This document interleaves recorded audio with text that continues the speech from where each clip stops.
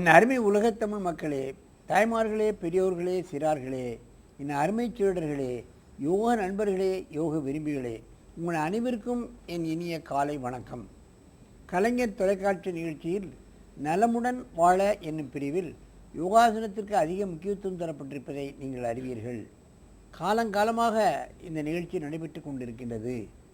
உலக மக்களெல்லாம் பார்க்கிறார்கள், ஜாதி மத பேதமின்றி பார்க்கிறார்கள்.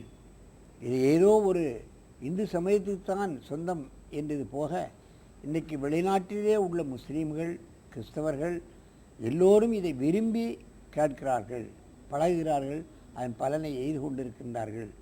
இங்கே உள்ள யோகாசன மாஸ்டர்கள் எல்லாம் இன்று வெளிநாட்டிலே போய் அவர்களுக்கு சொல்லிக் கொடுக்கின்ற காலத்திலாம் மாசச்சம்பளம் ₹1,00,000 மேலே வாங்குகிறார்கள்.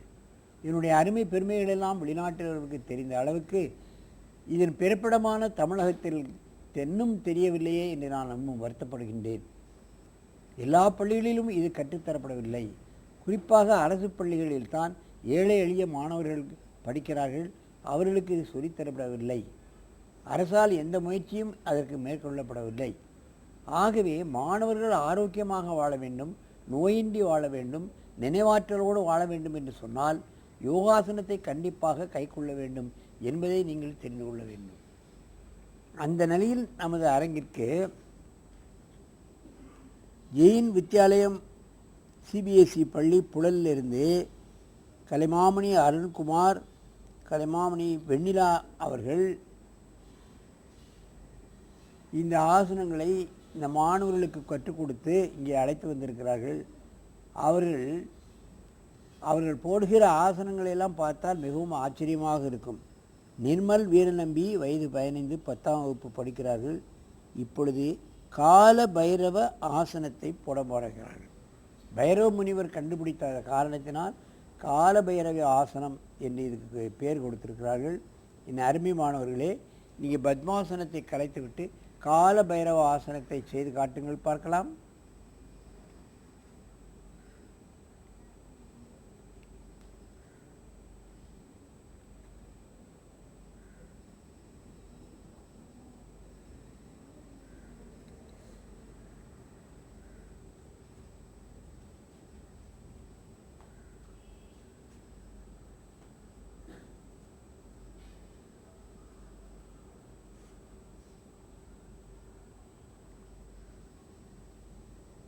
பைரவ முனிவர் கண்டுபிடித்த காரணத்தினால் இது கால பைரவ ஆசனம் என்று பெயர் வைத்திருக்கிறார்கள்.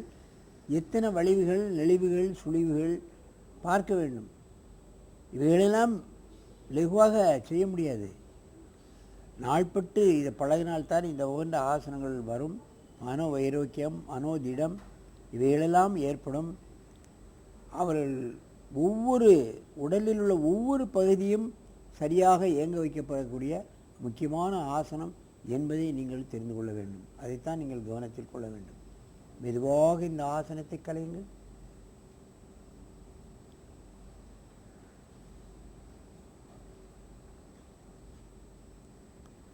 நீண்ட மூச்சு வாங்கிக் கொள்ளுங்கள். இப்பொழுது அடுத்த காலை போட்டு செய்யுங்கள்.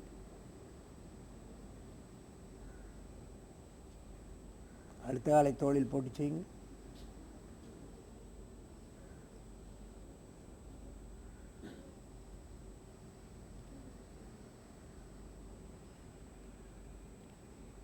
இவைகளெல்லாம் படிப்படியாக செய்யக்கூடிய ஆசனம். முதலில் காலத்துக்கு தோளை போட்டு பழகி கொண்டு தான் அப்புறம் இந்த ஆசனங்களை செய்ய முடியும். அதற்கு பின்னால் கழுத்தை வளைத்து இந்த கால்குள் கொடுக்கக்கூடிய ஒரு நிலையை நாம் ஏற்படுத்தி கொள்ள வேண்டும். அதுக்கு பின்னால் தான் முழுமையாக இந்த ஆசனத்தை செய்ய நாம் முயற்சிக்க வேண்டும். படிப்படியாக செய்யும் பொழுது தான் இந்த ஆசனம் கைவந்த கலையாக இருக்கும். அற்புதமான ஆசனம். இவைகளெல்லாம் மாவட்ட, மாநில, அகில இந்திய அளவில் நடக்கக்கூடிய போட்டிகளிலெல்லாம் இந்த குழந்தைகள் கற்றுக்கொண்டு வெற்றி கொடியை நாட்டியிருக்கிறார்கள். மெதுவாக இறக்குங்கள்.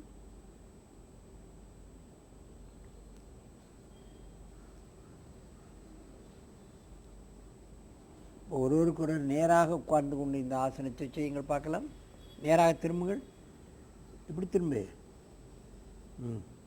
இப்போ செய்யுங்க.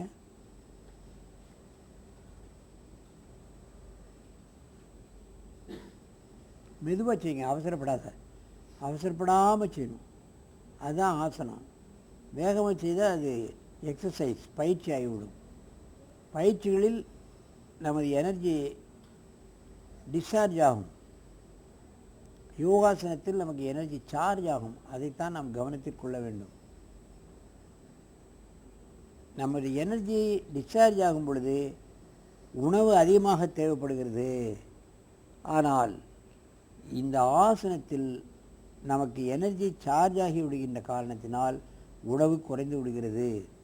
ஆகவே தான் யோகிகள் பத்மாசனத்தில் உட்கார்ந்தால் நாட்கணக்கில், வாரக்கணக்கில், மாதக்கணக்கில், வருடக்கணக்கில் அப்படியே உட்கார்ந்து விடுகிறார்கள். மேலே மண்மூடி விடுகிறது. அவர்கள் எதுவுமே சாப்பிடுவதில்லை. அவர்கள் வருஷக்கணக்கில் அங்கே இருக்கிறார்கள். 10,000 ஆண்டுகள் இருக்கிறார்கள். மெதுவாக இறக்குங்கள். நீண்ட மூச்சு வாங்கிக் கொள்ளுங்கள். பத்மாசனத்தில் அமருங்கள். என் அருமை பெரியவர்களே, இந்த மாணவர்கள் செய்யக்கூடிய ஆசனங்கள் எல்லாம் அற்புதமான ஆசனங்கள். இந்த ஆசனங்கள் எல்லாம் அந்த ஆசிரியர் குழந்தைகளுக்கு அழகாக சொல்லிக் கொடுத்து அந்த மாணவர்களை இங்கே அழைத்து வந்திருக்கிற போற்றத்தக்க விஷயமாக காணப்படுகிறது.